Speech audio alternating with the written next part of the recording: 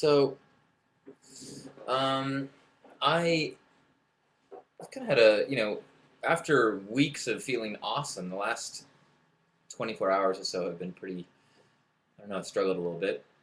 Um, so, it's kind of been a layering of things that have kind of knocked my confidence a little bit. Excuse me. Um, Tested my faith, I guess.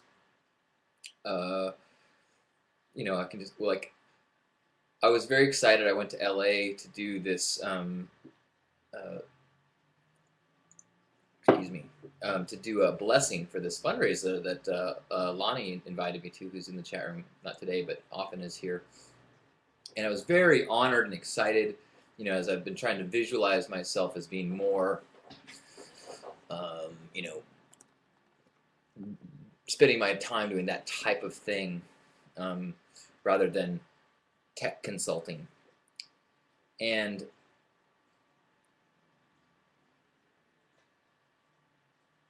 I didn't do that great. I didn't do that great.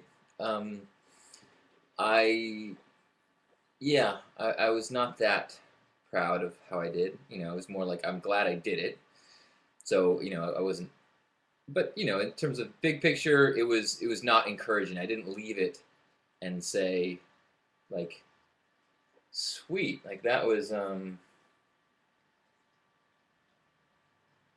like no wonder I'm leaving consulting and heading toward in this direction because I kick ass at this. Nah, it was more like um, yeah, it just didn't feel that way. And that's kind of how I felt after the last wedding I did. I didn't quite nail it. And someone said that was a really great wedding for someone who does, who's just a friend. And I'm like, well, that's fine, but I really would like to be great for someone who does do this for a living. I don't want to. I was hoping to be a competent professional, not a good amateur. But it is what it is. And then after losing my client, and them telling me, oh no, it's just budget stuff, I just kind of got contacted by the other company who's kind of taken over my role there. Clearly, I mean, the way the questions they're asking me and the things that have gone live, I realized, okay, well, it wasn't just that they cut from budgets; they cut me out of the budget and had somebody else take on another consulting firm do what I was doing.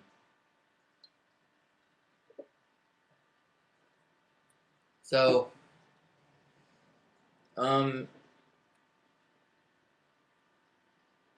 and I've been struggling a little bit more with writing a little bit lately. Hasn't nothing is I don't know. It's tough. I don't know. Um, Sorry, I'm just pounding water here. So this is all the pre part because I guess what I wrote about last night, um, or yesterday and today, I wrote about um, how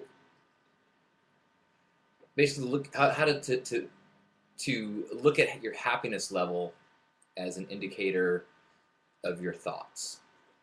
So all of these things that I explain, that I just described about my life, all these circumstances, that's all bullshit. That's my ego trying to create a narrative, create the story based on circumstances. Um, and that's why I feel bad. But the reality is, the reason I feel bad is because of the thoughts that I have about those circumstances. You know, First of all, my evaluation of my performance is just a thought.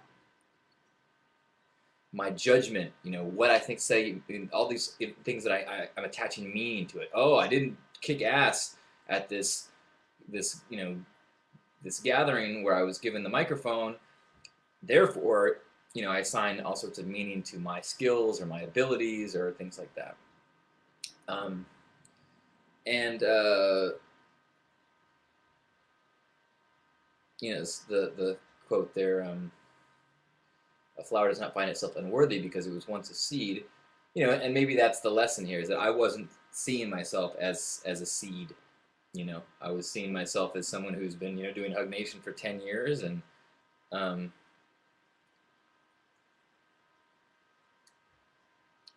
been writing for longer, and but you know, maybe I started getting a little cocky, and so maybe I need to, I don't know, go backwards. And so the important thing, I think, in looking at all these circumstances, the story that I'm putting in my head that is less than enthusiastic and positive, is trying to go back to what, even in the article that I wrote this morning, is like, okay, so if I'm unhappy, the I forgot I'm using the wrong camera. This is where the camera is today. Um, if I am unhappy,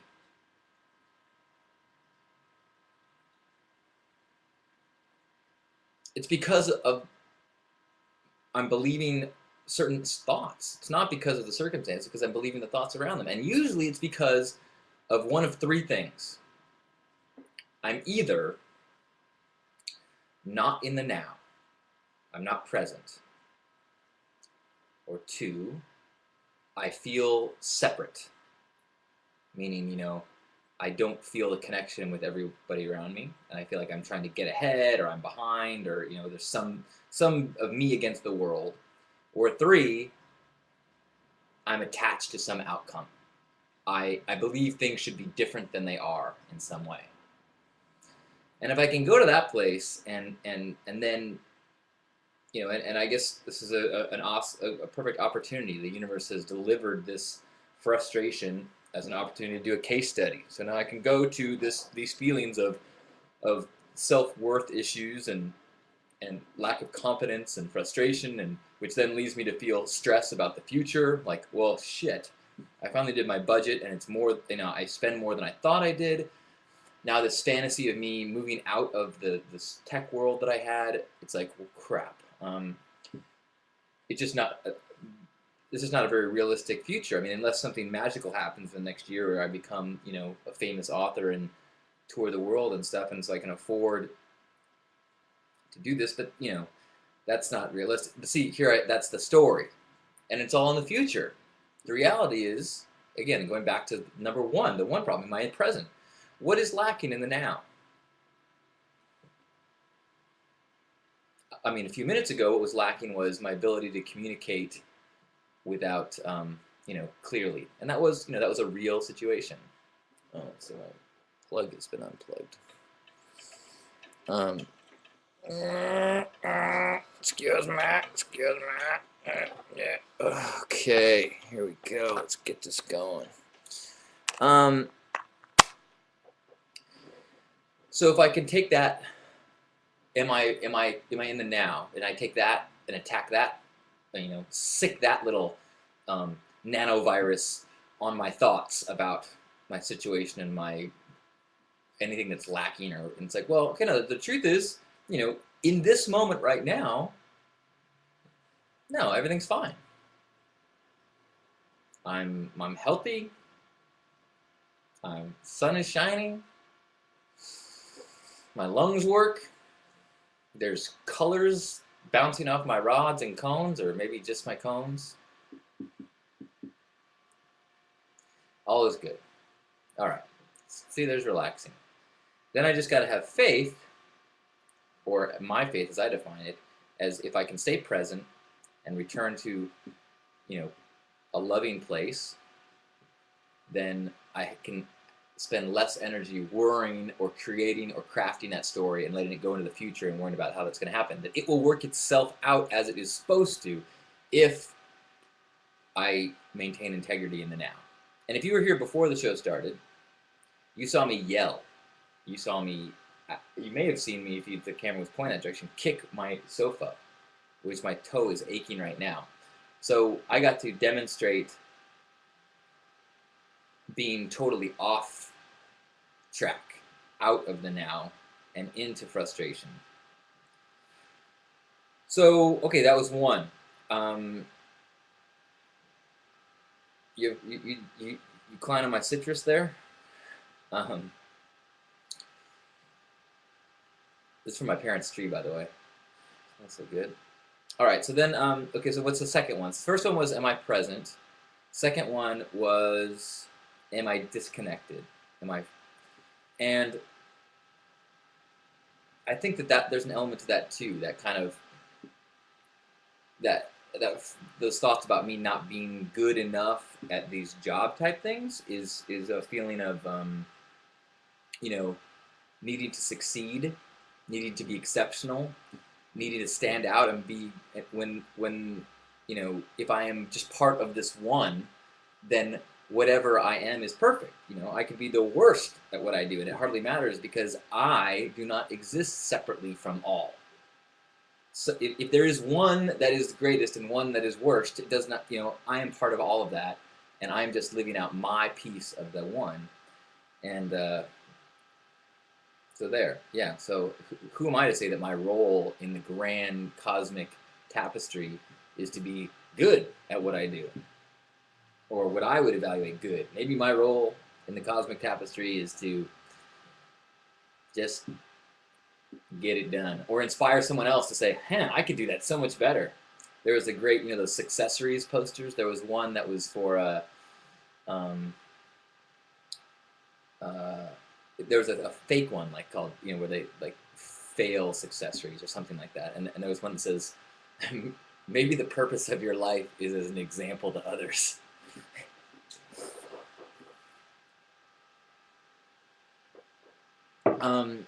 And I appreciate the thought that you are good at what you do, Moonfire, but that is a double-edged sword.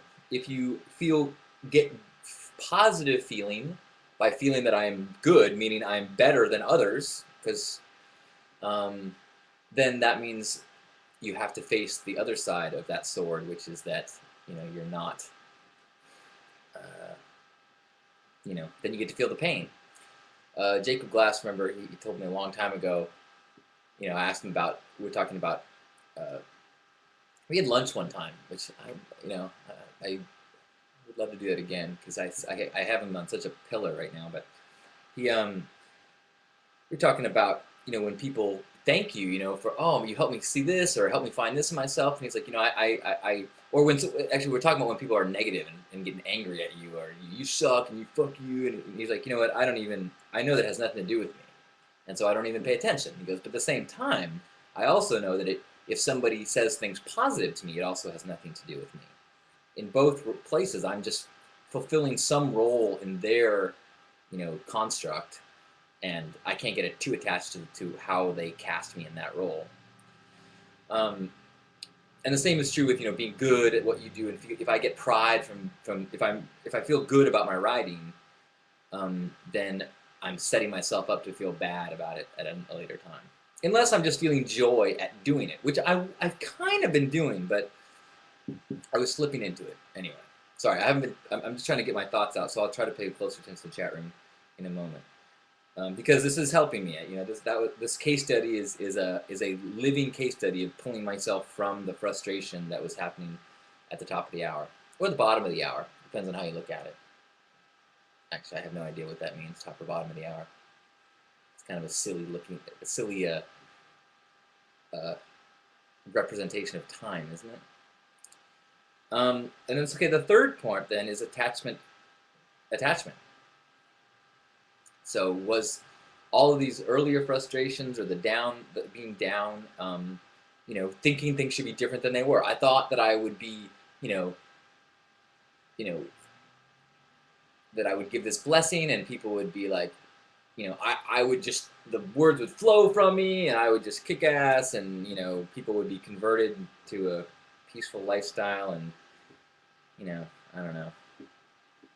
I mean, I didn't really have I just thought that I would just kick ass, and I did fine, but not great. And so it was the attachment to feeling like I should have done better. That feels that's what causes the pain. If I just go, oh, well, that's what happened. Clearly, that's what's supposed to happen. Maybe the purpose of that was to put a fire under my ass so that I can, you know, maybe I need to spend more time studying. Maybe I need to be working with a speech coach, stopping saying so much, or or maybe watching lectures of people who are good at doing public speaking, or I don't know. Maybe the purpose of the stumble was to give me the incentive to learn something new, or maybe it's humility. I don't know. But by being too attached to my expectations, it just made me frustrated. All right, there we go. So, all right, we talked it through. We're all better, or I'm all better. Not all better, but I think that I felt a physical sensation when I was dealing with the chat room thing earlier, which is why the intro blessing was longer than normal. And I appreciate your patience, and I could feel the love in the chat room and the people that are here right now. So thank you, because it would have been even more challenging to try to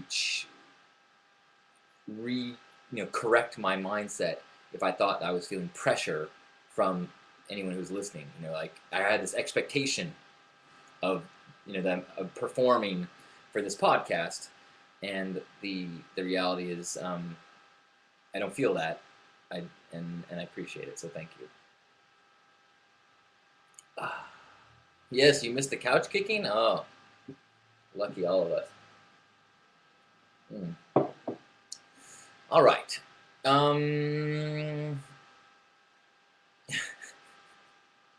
I love you too. Actually, this is a bad couch to kick, as I realized after kicking it that I think I just kicked like a board. All right, so it's now 1:22. It seems like it's a good time to do Hug Nation. I mean, duh.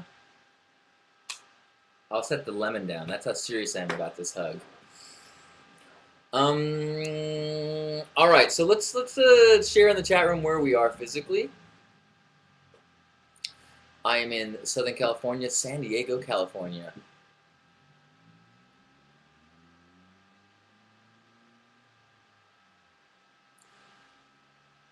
He is in San Diego.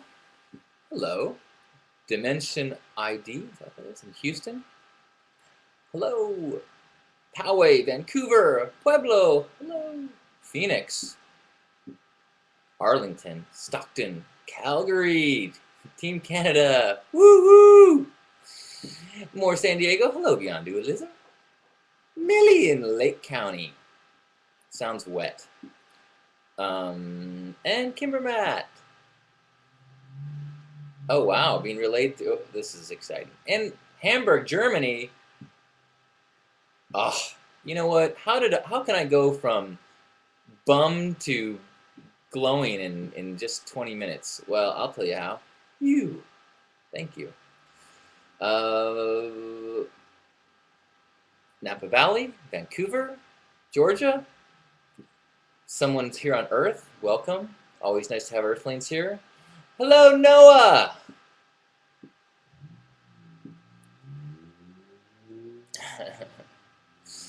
All right. Well, with a crew like this, I think we should have a hug. Let's do it.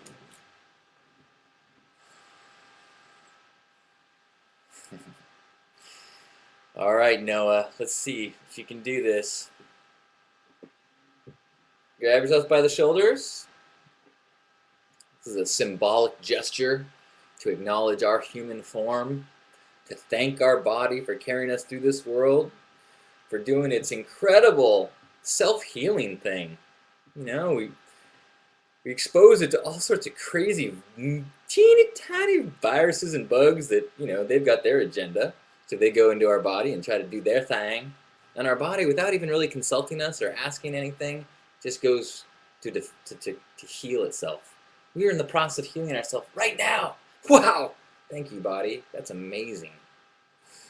But as we squeeze this body, we recognize too that this is just a self-fixing.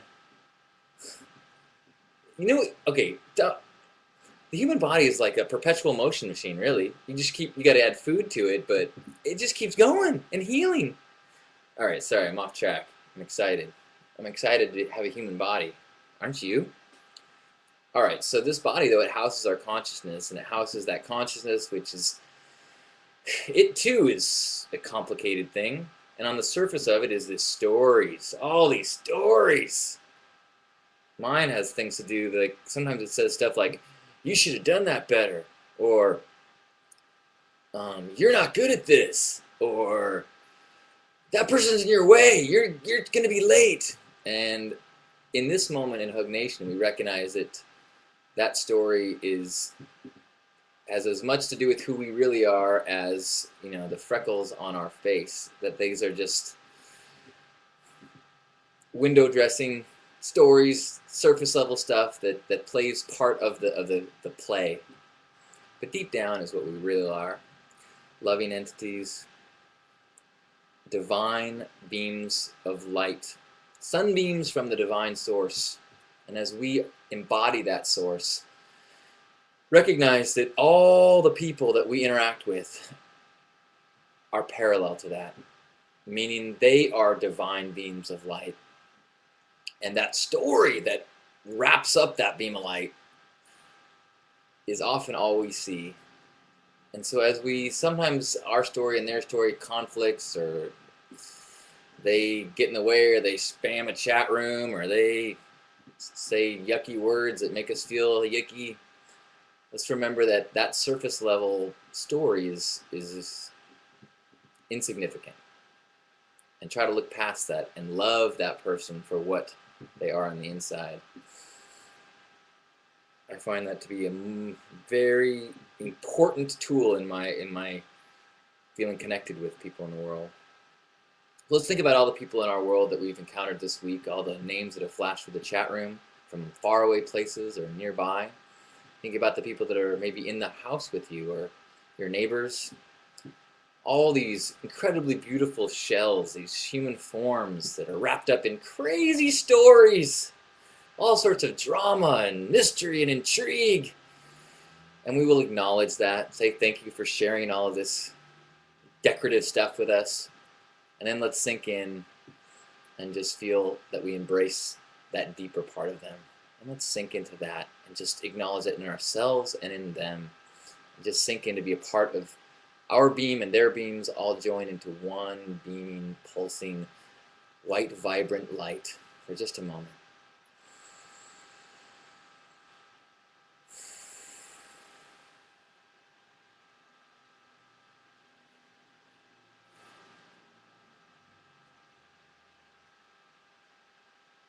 On behalf of Grandpa Caleb, Noah, and all the Love Warriors, happy Hug Nation. Thank you for being a part, for adding your energy, for feeling the energy, for releasing that love vibration inside you into the world. It is your gift, and on behalf of the world, thank you. Happy Hug Nation. I love you.